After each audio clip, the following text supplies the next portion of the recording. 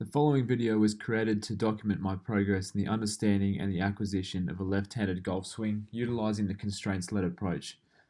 The video highlights the important aspects of the program in demonstrating the manipulation of task, environmental, and organismic constraints. It gives an insight into the traditional approaches and, in contrast, the modern approach to acquiring a sound golf swing. Lastly, it will uncover the results from the program, a discussion, and some practical applications for anyone looking to further replicate the following training program. Careful analysis of the appropriate way to facilitate this training program was important, seeing as the golf swing involves many degrees of freedom. Traditional methods of the training and the acquisition of the golf swing is being heavily questioned in modern times. A book written by Renshaw, Arnott, and McDowell touches on the idea that a lot of golfers have been brought up on the idea that if you perform poorly, it's the golf swing, so fix the swing. This forms the traditional approach to acquiring the golf swing, which is to break down and practice the swing in three separate components, that being the backswing, the downswing, and the follow-through.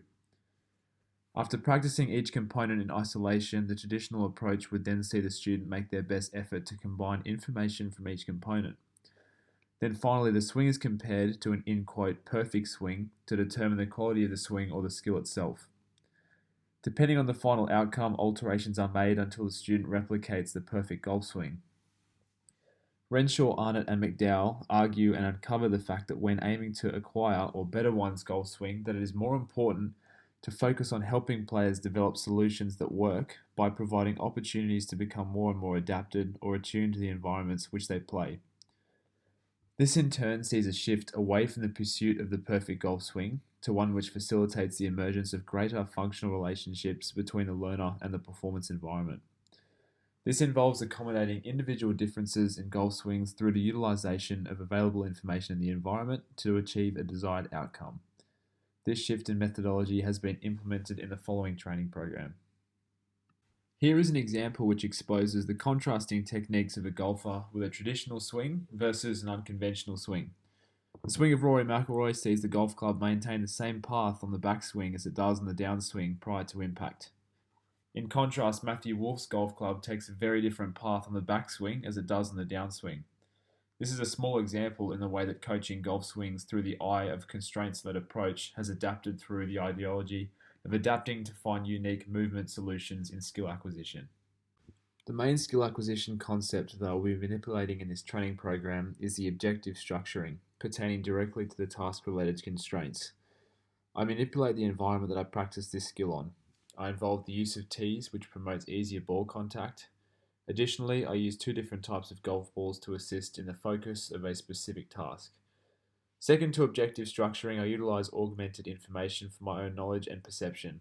I have decided to initiate the use of impact stickers which provide feedback as to where I make contact with the golf ball on the golf club.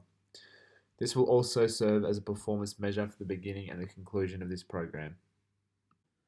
The 20-hour training program I have allocated took place over a 4-week period. I scheduled that over the 4-week period I would spend an hour a day from Monday to Friday dedicated to practicing the skill. The idea behind this scheduling meant that I would be practicing this skill on a consistent basis. For me personally, I find that consistent practice leads to a faster rate at acquiring new skills. Seeing as the golf swing is something that requires a lifetime to craft, I understand that naturally it would be unrealistic to expect enormous measurable results. In light of this, I selected two fairly basic forms of methodology to track my performance through the initial stages of the development of my golf swing. Along with the recording of the progression of my swing, I decided to utilize impact stickers. The impact stickers give instant feedback as to where the golf ball made contact with the club face. I am anticipating that in the early stages of my practice that I will see the majority of my shots making impact with the surroundings of the club face, whilst towards the end of the program, the majority of the shots are coming from towards the center of the club face. In addition to the impact stickers, I decided to keep a record of how many air swings I had during each hour-long session to measure my progress. The methodology of the first 5-hour block consisted of removing the task constraint of proper golf balls. Instead, aerated golf balls were used to remove my ability to feel invested in the quality or the outcome of the shot.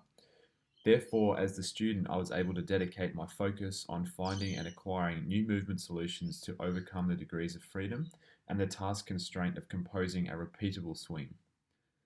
The methodology of objective structuring in this case allowed me the ability to form new grips that were more comfortable in the execution of the skill. Additionally, I stuck to the same tennis court surface with the hitting mat in the initial 5-hour block. This meant that I didn't need to incorporate differing surfaces and therefore affecting my attentional capacity in acquiring this new skill. In addition to objective structuring, I will initiate the use of augmented feedback for results of the program. The impact stickers previously introduced will present feedback as to the striking point of the golf ball and the club face. The second block of the skill, consisting of hours 6 to 10, I plan to initiate the use of proper golf balls at the driving range, hereby utilising objective structuring whilst manipulating the task constraints. The first 5 hours were set aside to form basic movement solutions to the skill whilst removing the all-important task constraint of hitting the golf ball. The swing itself will feel drastically different with a full-weighted golf ball and was something I didn't want to incorporate as another distraction in the perceptual motor landscape throughout the early stages of my skill acquisition. In the third block of the skill, my intention was to involve the use of tees depending on the level of success that I had in the initial 10 hours. The innovation of the tee in the program alters the task and the environmental constraint. By removing the ground as a factor in the swing, I will place less focus on the impact of the swing and more or less placing my focus on the swing plane of the club in the back and the downswing. Rather than having to stick with the tee or without the tee for this whole training block, I decided to use it for some of the time and some of the shots without it. I knew that increasing the variability and staying clear of blocked practice would aid in my acquisition of the swing. In the final block of the training program, I intend on involving the use of augmented feedback. I plan on taking another measurement on the consistency of shots coming out of the middle of the golf club in comparison to the initial 5 hours of the program. Additionally, I further manipulate the task constraint in the final block. After developing a strong base to work with over the beginning of the program, I felt continuous need to focus on my swing path rather than the direction of my body. To accommodate for this, I used an alignment stick as a training aid and a guide to present myself before every shot, allowing me to redirect my focus to more important tasks in the swing. The results demonstrate that skill acquisition certainly took place. The evidence is clear in the footage of the progress of my swing. The decreasing amount of miss impacts and the consistency of the ball striking on the impact markers all point to skill acquisition in this training program. Here is an image taken of the impact stickers after the third hour of practicing the swing. Easy to identify are the impact marks presenting themselves around the heel of the golf club. This suggests that in the beginning, none of the attempted swings were making contact with the middle of the club face. In contrast, the second impact sticker on the right shows a result from the last period of the training block.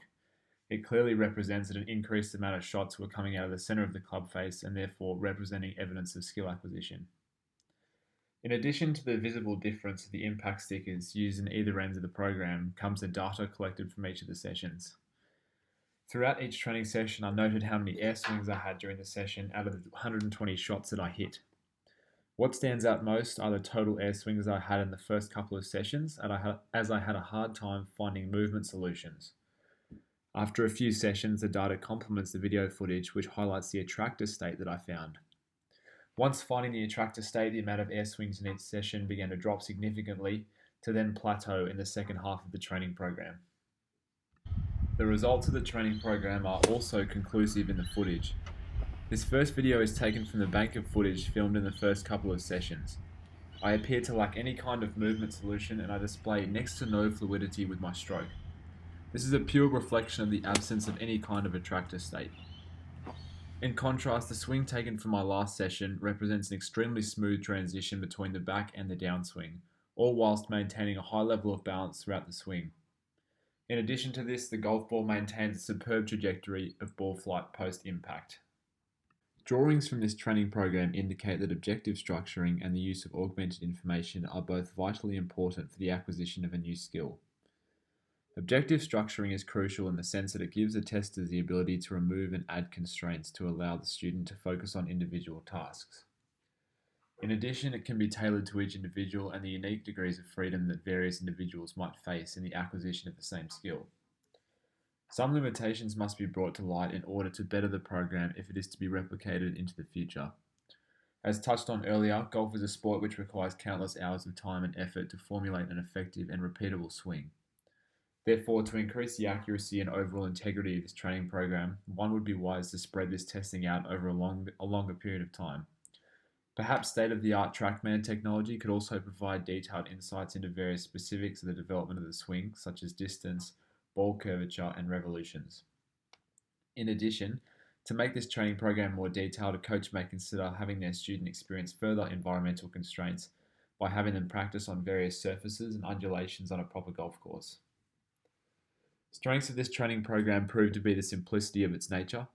Seeing as the golf swing involves so many different degrees of freedom, it is easy to overcomplicate the training for someone who is yet to discover any sort of movement solution. In essence, the less tasks to focus on, the shorter the time will be required to reach a stable state of coordination. Therefore, giving the student a chance to discover and assemble their own unique movement patterns. As Noah Sachs discusses in his YouTube podcast, he quotes Renshaw by saying, "Help learners with where to look, but not restrict their search strategies by being overly prescriptive in telling them what to see." In summation of this training program, one key notion is important to review. When coaching a student in their golf swing, it is imperative that the coach allows the student to find or create their own movement solutions. This way, the student is able to expand their perceptual motor landscape and have an increased ability to adapt to environmental and task constraints that will arise in the future. This will ultimately lead to an increased ability to find movement solutions, which will therefore lead to an increase in performance. Thank you for watching. I hope you enjoyed this presentation.